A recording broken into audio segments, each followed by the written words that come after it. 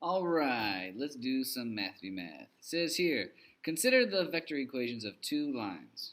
We call very cleverly named line 1 and line 2. Okay, so here line 1 and line 2. Now, a couple pieces of this. When you look here, when you look at these, this is a point on this line right here, and this is a point on this line right here. And you can see we have this multiplier here. This is called lambda. While you go through problems like this, you can just think of this like a variable. Okay, this is called mu. Again, these are just Greek letters, and you can just think of these like variables. Don't let this discourage you or scare you. There's nothing particularly special about these. They're just something we're going to solve for. Okay, so you can just think of them as like a and b, x and y, c and d, whatever you want. Okay, and then come down here, you see a series of symbols, and again, I just want to teach you how to read these so they don't scare you away. But this is lambda. We just said that. Now this is called epsilon. When you see epsilon, that just means something is a set of or a part of, okay? And then this R, this stands for all real numbers. So what this is saying is, hey, when you do this problem, that variable, that lambda is a real number. They're saying it's not imaginary. That's a fancy way of saying lambda is not imaginary. And over here, it's just saying mu is not imaginary. Mu is a real number, okay? So now we know we're looking for real numbers, all right? So we have A, B, C, and you can see here, oops, D, great. Let's just do it step by step. So A says prove that the above lines intersect and find the point Q of intersection. Okay, so we're going to prove these intercept, and we're going to find the coordinates for Q. Okay, so we're going to use some more paper for this one. So first things first, when I do these types of problems, let me just come over here first. I like to first kind of make a little sketch so I can understand what's going on. So a quick sketch here. You know, we got this vector coming like this. We can call this one line 1. And then we're going to have a vector coming like this. We can call this one line 2. Pretty general sketch here. And they're asking us to find point Q, right? So nothing too fancy here. And let's see if we can get this all in the same shot. All right, cool. So here we go. We have our lines, and when you want to solve these, what you want to do is you want to first move these into what we call parametric form. Okay, so let me just write this: parametric form. Voila. And nothing too crazy here. Essentially, if you think about it, this is like your x row, this is your y row, this is your z row. Same thing: x row, y row, 0. And you're just going to rewrite the 0. Z row, not 0. All right. And so when you rewrite these in parametric form, I'm going to talk you through it step by step. So over here, I'll do line 1. Line 1 in parametric form. You just start with the x's. So we'll start with the x's. Boop, boop. And so you just say -4 plus. And you ask yourself, well, what is lambda multiplied by 2?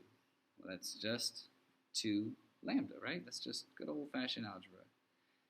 Careful with those lambda symbols. They do tend to look like 2's. I don't know. Next one, we'll do row y. Boop, boop. Same idea. -2 plus. Okay, well, what is lambda times 2? That's 2 lambda. That one looks nicer. Okay, and then we do our 0. Boop, boop. 0 plus, and again, we have 2 because it's 2, 2, 2, so 2 lambda. All right, cool. That is a parametric form of line 1, and so let's do parametric form of line 2. And trust me, this is much easier to work with. You know, you put in this little bit of work now, and your life will be easier going down the road. And this is quite a long problem, so you really do want to lay a strong foundation. Like a life lesson, right? Build a strong foundation, and you can build from there. So here we go, 16 plus, now we have mu.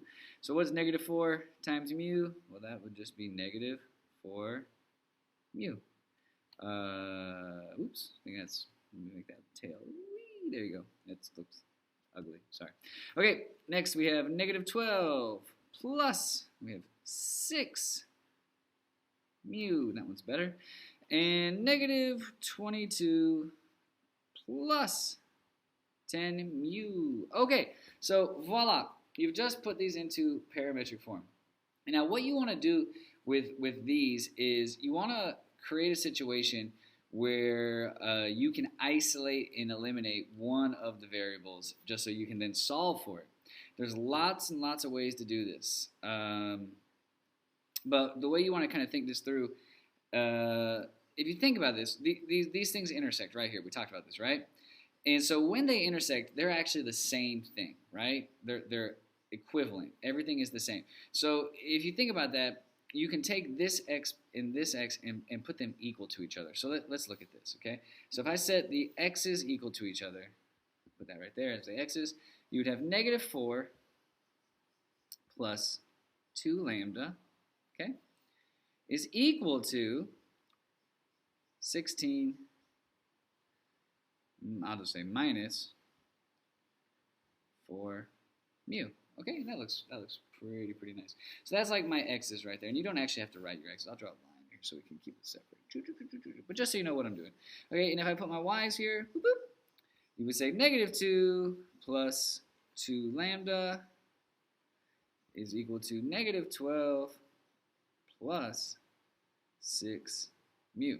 Okay, and then if you did your 0, you would say 2 lambda is equal to negative 22 plus 10 mu. Okay, I'm going to go ahead and push on up. I don't think we need that question for right now. Okay, so when you look at all this, what you want to do is try to find a situation where you can use 2 of these or 1 of these and isolate a variable. And so, like for instance, if you were just going to use these 2, okay, what you could do is shift them over and do solving by elimination, because this one is really set up nicely to solve by elimination. If you multiply everything by a negative, those would cancel, and it would work. But in this case, just because this one is so nicely laid out there, what I'm going to do here is I'm going to take this and I'm going to say, well, how could I get this lambda all by itself? Well, I could get this lambda all by itself if I just divided everything by 2, right? I divided everything by 2, so I'm going to start over here. So I could say, well, lambda is, and that would cancel, 22 divided by 2 is negative 11, negative 22 divided by 2 is negative 11, and 10 mu divided by 2 is 5 mu. And so just like that, what I've set myself up is, now anywhere I see a lambda, I can actually take out the lambda and substitute in negative 11 plus 5 mu and use that to solve. So what I'm going to do is I'm going to take this thought process and I'm going to apply it up here to this equation, right? So everywhere I see lambda, I'm going to replace it with negative 11 plus 5 mu. That's just basic substitution, right? So I'll write out the whole process here. I'm up here. So I'd say, okay, I got negative 4 plus 2 lambda. But instead of lambda, we're going to substitute in negative 11 plus 5 mu. Cool. Equals 16 minus 4 mu. And see, if you look at this, the beauty of this situation is now there's no more lambda, there's only mu's. And by only having those mu's, it's like having one variable. Now we can just do basic algebra and we'll solve for mu. So here we go. We have to distribute. So we say negative 4 plus 2 times negative 11 is negative 22 plus 10 mu equals 16 minus 4 mu. Didn't really need those parentheses there. I just did it because that'll make it look a little better. All right. Let's start combining like terms. Negative 4 plus negative 22 is negative 26. Great. And so I'll just write it all out. Negative 26 plus 10 mu is 16 minus 4 mu. Okay, I'm going to move all the mu's to one side and all the constants to the other. So I add 26 to both sides. That's going to give me 42. And I add 4 to both sides, it's going to be 14. So if I add that 4 mu, I get 14 mu, and that's going to equal, if I add 26, I'm going to get 42. There. And divide both sides by 14, you're going to find that mu, the value of mu is in fact 3. Wonderful.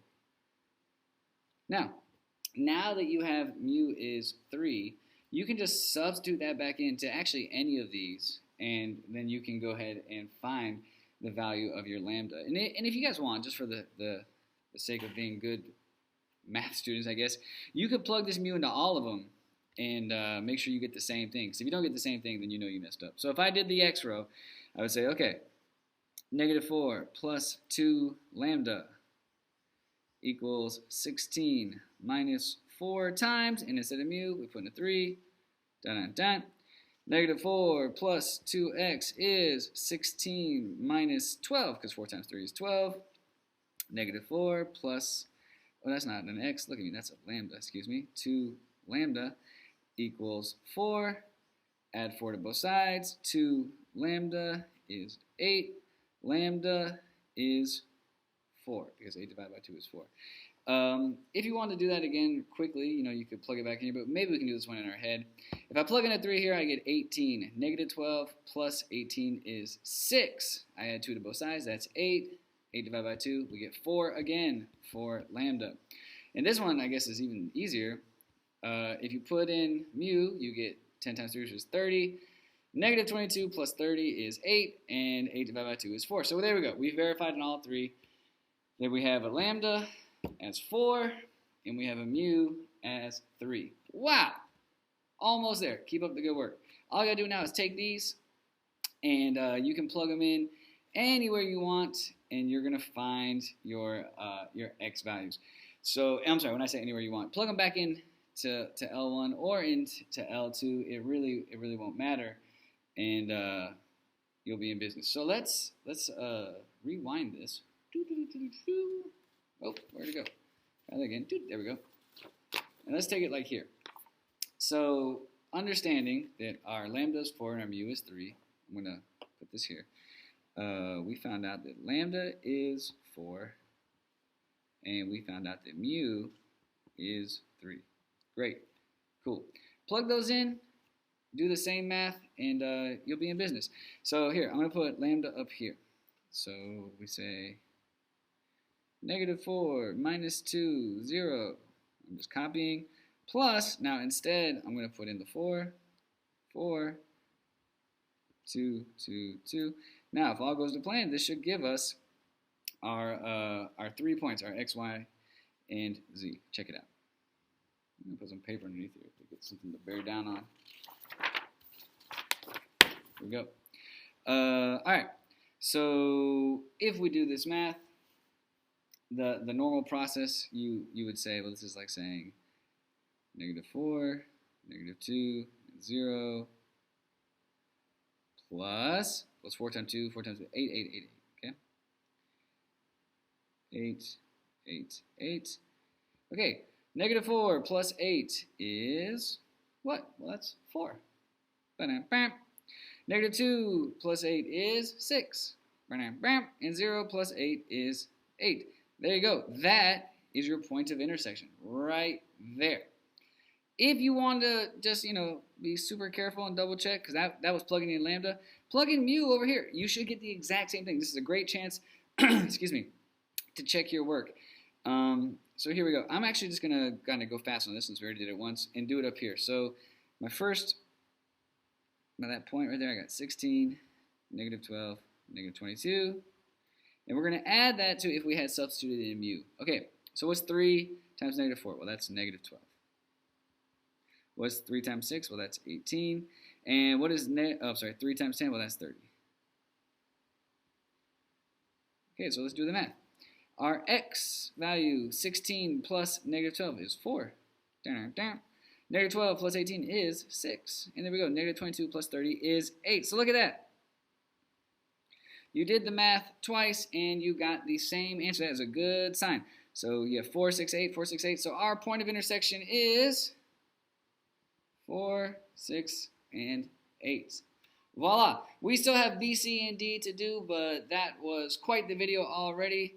So what I'm going to do is I'm going to stop here, and I'll start a new video to go through B, C, and D. And as always, if you want more math practice, go ahead and subscribe below so you'll get notified when Mathity-Math makes a new video just for you. See you in a second for part B. Bye.